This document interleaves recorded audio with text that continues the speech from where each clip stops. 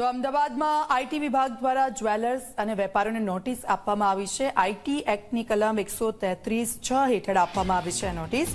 છેલ્લા 2 નાણાકીય વર્ષમાં સોનું ખરીદનારની વિગતો મંગાવવામાં આવી છે। ગ્રાહકોના નામ, સરનામા, સોનાના વેચાણ અંગે વિગતો માંગી છે।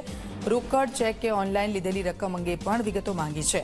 18મી ડિસેમ્બર સુધીમાં આ વિગતો જમા કરાવવા નોટિસ આપવામાં આવી છે।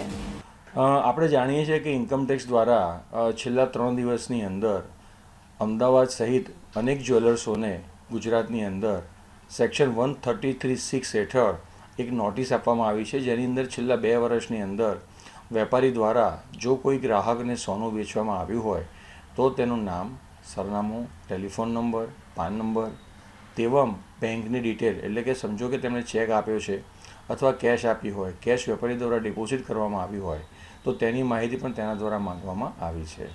અને સૌથી છેલ્લે બેંક સ્ટેટમેન્ટ, ઓડિટ રિપોર્ટ સાથે તેઓએ માંગેલ છે।